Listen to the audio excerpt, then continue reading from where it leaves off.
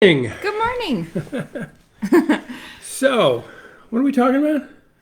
Today we're talking about connection and Connection. loneliness. Absolutely.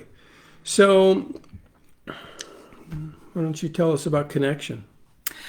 Um, or loneliness. I think they're kind of like the flip side of the coin. Yeah. When when we're not connected to ourselves, to others, there's a deep sense of loneliness. You can be at a party, in the middle of a busy room full of people, even full of family, and you can still feel this like heavy loneliness that weighs on you. And I think really that comes from the lack of connection to yourself and to others. And just into it goes again that vulnerability of just being, fully present, being yourself, and allowing yourself to be seen. Yeah. So, from my perspective, loneliness is really disconnect from self.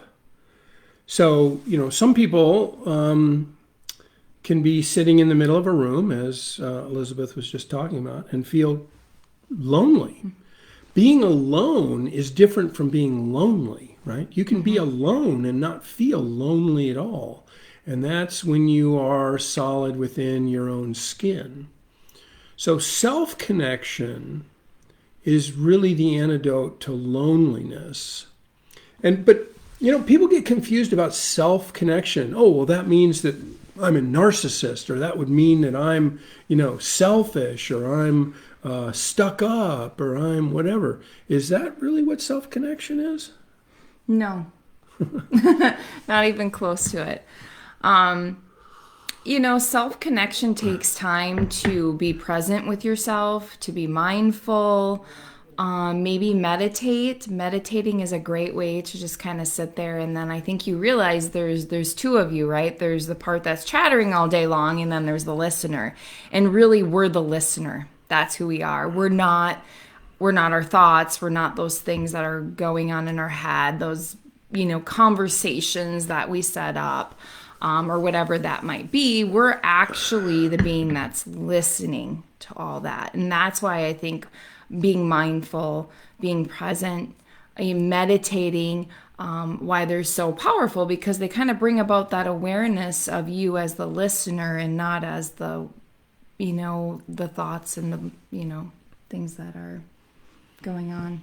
Yeah, so this idea of slowing down, being present with yourself, connecting yourself, using mindfulness techniques. And, people get confused. Mindfulness isn't the same as meditation. There are mindfulness meditations, but mindfulness means be present with exactly what you're doing when you're doing it. Good morning, Carol. Yeah, good morning, Carol. Hi. Welcome. So intentionally spending time alone and cultivating time alone, not as something to be feared, but as something to look forward to, and then engaging in activities that bring on kind of a flow state, because a flow state is a deep connection to self. So if it's art for you, if it's music for you, if it's being in nature, if it's being athletic, whatever it is that can help you get to a flow state, that helps with self-connection. Sean, good morning. Good morning. And Carol co-taught a 2-hour meditation class in a salt chamber. That sounds wonderful. Yeah, that sounds awesome. Yeah. So then, I often tell patients, instead of having the internal dialogue that sounds something like, you lousy, no good, steaming sack of dung, instead, imagine if you spoke to yourself the way you would speak to your best friend in your most compassionate voice. Imagine what that would do to transform how you feel about yourself. So cultivating this self-compassion in your internal dialogue, this is a major transformational way to start to transform from this sense of internal emptiness and internal loneliness to a soul that is full. And the other thing I like to say, to be lovable, you have to be love-able. And when your soul is, when the void in your soul is filled with your own self-compassion, then you become love-able and lovable. And that becomes the springboard for actual healthy relationships, whether they're primary relationships or friendships or children or whatever. Mm-hmm. Yeah. So this idea of self-compassion, I think it's understood and underutilized. Mm-hmm. Yeah, and for me, I don't feel like right now, I mean, I've gone through points in my life where there's a lot of negative self-talk, but I don't feel like I'm really in that place of negative self-talk right now. Or 50% of us are not in that place. That's awesome. Well, but it could also be because the place I'm at is I am on the hamster wheel. I am just trying to survive day to day, and there's so many things going on in my life. There's so many things I need to do. My to-do list seems overwhelming a lot of days. And for me, it's just slowing down my thoughts. And even when I lay in bed at night, it's like, boing, boing, boing, boing. It's I like reach back and look for the off switch, and I'm never able to find it.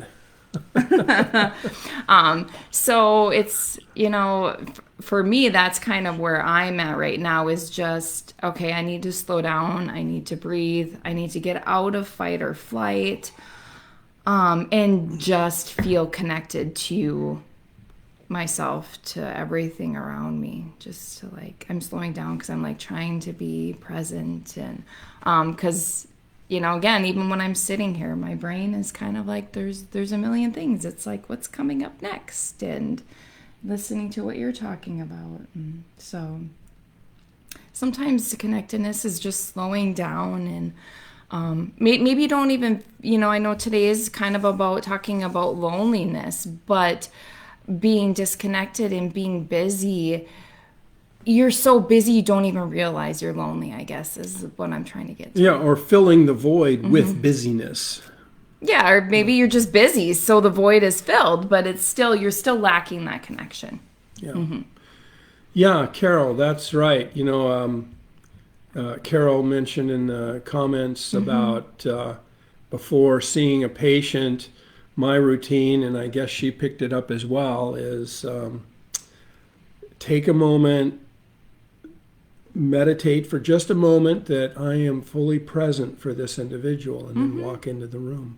But we need to do that for ourselves, right? We need to do that for ourselves. When you get home, be fully present. Yeah. Leave work at work. When you get home, I'm fully present here with myself, with my partner, with my dog, anyone that's around me. Yeah. Mm-hmm. So we've talked about sort of loss of connection to self is really the root cause of loneliness. And we've talked about how self-compassion and changing that internal dialogue can help fill that void. But I still think there's this pervasive idea out there that if I pay attention to myself, I'm being selfish and I'm being narcissistic and I'm being all these kinds of things. So what we're not talking about is going after that next dopamine fix. That's not what we're talking about. We're not talking about, those thoughts that come in. I need to do this. I need to do that. Do this for me. That's not the, real focus of this. It's just sitting and being present with yourself and listening to yourself, and because that's just another way to fill the void, right? Those things where you think you're being selfish, or he's talking about being selfish or narcissistic. Those are just different ways of filling the void. It's like when people start to find their voice and they start to realize that they've never created a boundary in their life, and then they feel like they're just going to explode and scream and fight and bite and be mad. because they don't have, because that's how everything has worked in their life before. They have not had any boundaries, and the only way they can enforce a boundary is to explode. But as you get more and more comfortable with setting boundaries, it's not about anger. It's not about being mad. It's just, this is the boundary. This is just the boundary. Yeah. And you're crossing it, and it's not okay. And it's setting boundaries with yourself. Yep. You know, like I said, it works no different. There's an easy button. And, you know, you've had a stressful day. You're making supper. Maybe you want to grab for that glass of wine to unwind. And that's the easy button. Really sitting with yourself, being present, taking those deep breaths. That's the work. That's the self-connection. Yeah. So how then does self-connection become a springboard for healthy relationships? Well, I think when you know how to connect with yourself and be content with yourself, you don't depend on somebody else for that. So, you know, self-connection is so important, but it also allows you to connect more with others. And when you're connected to yourself and you realize that maybe you can't connect with a certain person that's in your circle, you know, you change too.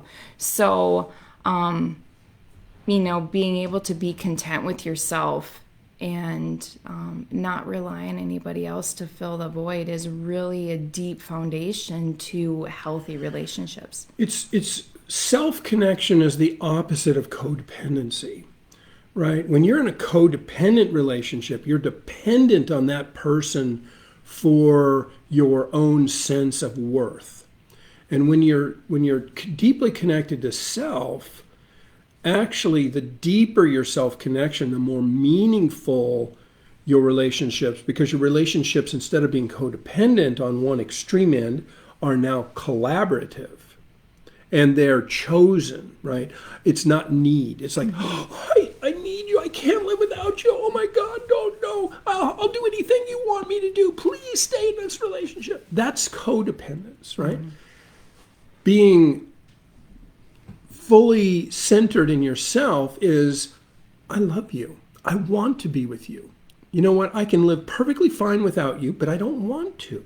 I want to be with you. I want to collaborate with you. I want to synergize with you. That's the difference between a deep self-connection and not being self-connected and feeling lonely and therefore needy. Yeah. So we're coming up on 13 minutes here already. I think we should part with the last few words, or if anybody else wants to join in anything. Yeah. Anybody has any comments, we'd love to share those. Yeah. Or hear about those, even if it's after, you know, even if you're watching this, it's Friday evening or Saturday morning. Yeah. Comment, because we would love to see those comments, and we will definitely join in the conversation. I guess my last little tidbit is breathe. I always find breathing just to be like a magical way to reset. Even during these lives, a lot of times you'll probably the speaker's right. It's closer to me because I talk quieter. So you might hear me take a deep breath. That's just my way of regulating, I think, my autonomic nervous system. And you have another appointment coming up or something because his alarm's going off in the calendar. So breathing is so powerful and so interesting. And if you think about it, breath is the obvious connection between our conscious and our subconscious mind, right? Breathing is ordinarily autonomic. We don't think about breathing, but we can easily take conscious control of our breath. Whereas, you know, it's not quite so easy to take conscious control of our heart rate or our sweating or our whatever. So by taking conscious control of our breathing, that's a way to connect with our autonomic and subconscious minds. So that's one of the reasons, and at least the way I think about it, that's one of the reasons why breath is such a powerful intervention. Yeah. And really when I'm practicing those mindfulness techniques and trying to be quiet, you know, as I sit as the listener, eventually with the breath work, the voices kind of, and I hate to say voices, I've been trying to kind of not say voices, but those thoughts, She forgot her medication this the morning. thoughts, and I don't want, because that's a real thing, right? So I'm sorry. So those thoughts kind of melt away and I feel connected to myself. For me, I also feel connected to everything. I feel connected to God. And in those moments, I have that sense of knowing and that, that silence that's really powerful. Or sometimes some things come through and you okay, that's not me. That's like legit. That's not me. So, and you listen. But yeah. Good morning, Joanne. Good morning, Joanne. Thanks for listening. Yeah. All right. Okay, so in the spirit of keeping it brief, and 16 minutes. I'm so excited that her closing soliloquy was not one word. So she's excited about this topic too. This is her passion. It's my passion too, but her passion. All right. Thanks, guys. We will see you next Friday, I believe, huh? Yeah. All right. So we'll see you then. Love and connection. More about. In fact, do we have a topic? Is that going to be? Yes, I think it's more connecting with our partner next week. Yeah. Okay. So I'm going to practice that all week. Bye. Bye. Apparently, I can't push the button.